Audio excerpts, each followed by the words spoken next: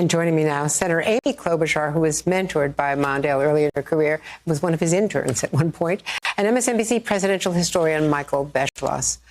Senator Klobuchar, first to you, our condolences to all who worked for, which means they loved Walter Mondale, because it was really family for him. And I know you started at a very young age. I did, and I think that's right. I've gotten so many notes from people remembering that he gave them their first job. For me, I was, thought I was going to be writing these big policy papers as a college intern, and I was assigned the furniture inventory. And he had me crawl under every lamp, desk, and chair in the entire vice president's staff. And I learned two things from writing down those serial numbers. One, he was scrupulously honest, nothing was missing. And two, take your job seriously, as I tell students, because thanks to him, that was my first job in Washington. And thanks to him, this was my second. And the one thing I'll say from a Minnesota perspective, and I'd love to hear from Michael from a national historical perspective, we saw a different side. We saw him when he lost. He came home. And a lot of people, as you know, Andrea, when they lose, they just kind of hide under their desk and they don't want to deal with people. He just came to life.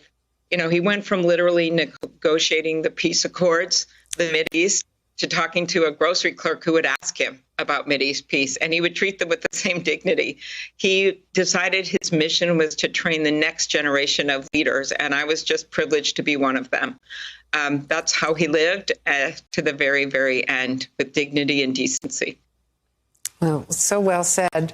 Michael Beschloss, he had an extraordinary influence far outside of the years he served. I mean, he was 12 years in the Senate, then, of course, 4 years with Jimmy Carter as vice president. But he really did change that with Carter's agreement, obviously. All power stems from the presidency.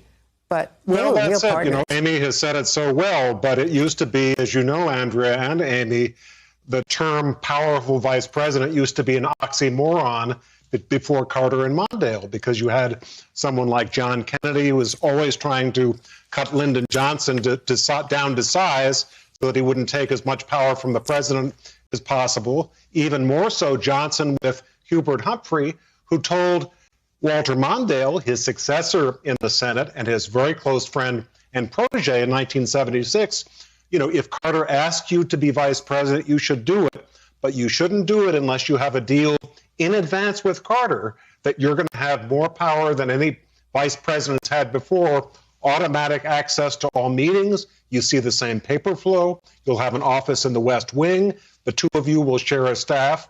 And Carter agreed to all that, to his great credit, and that has been largely the model for vice presidents since then. And in fact, Senator Klobuchar, Joe Biden said that the first call he made was to Walter Mondale, to Fritz Mondale, as to how to get that kind of agreement from President Obama, who gave it willingly. And they were real partners. And, there's always friction. As you well know, Mondale and Carter clashed over that so-called Malaise speech, which never mentioned Malaise, but which right. Mondale was furious about.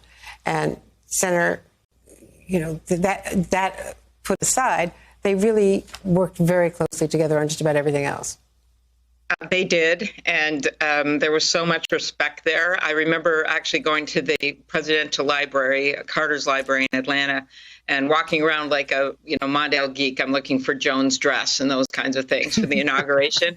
But on the wall, I see these words that were actually the words that Mondale uttered shortly after they lost, summarizing their 4 years. And he said, "We told the truth, we obeyed the law, we kept the peace."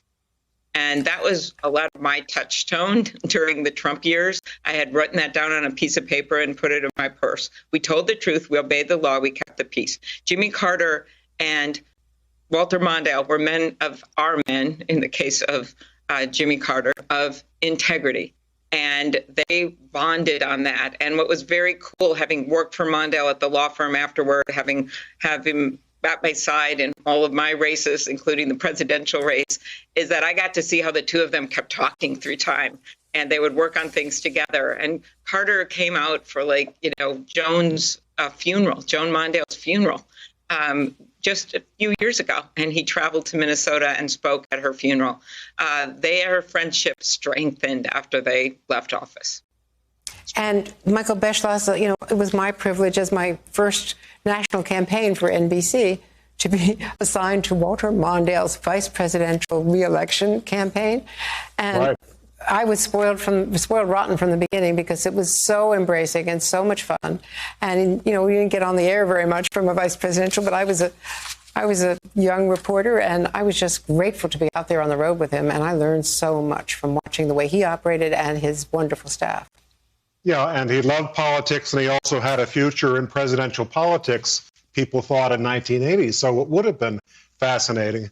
But you really were spoiled, Andrea, and I think Amy too, and all of us, because Walter Mondale really comes out of the heroic age of the Senate that, passed the space program and civil rights and Head Start, all those things in the 1960s. And Joe Biden is very much a link to that. He and Walter Mondale were in the Senate for 6 years together in the early 1970s. We saw them together on the screen. That was an age where you didn't see senators gain a reputation from showboating and demonstrating their own narcissism. Quite the opposite. And one thing that Mondale was extremely decent and modest, maybe not quiet, but someone who did not try to take attention away from other senators and bring it to himself. That's a quality, needless to say, that is long out of style. Indeed. Senator Amy Klobuchar, Michael Beschloss, his memoir was The Good Fight, and indeed it was. Hey, thanks for watching our YouTube channel. You should know that you can follow today's top stories and breaking news and catch up on your favorite MSNBC shows all in one place. Download the NBC News app today.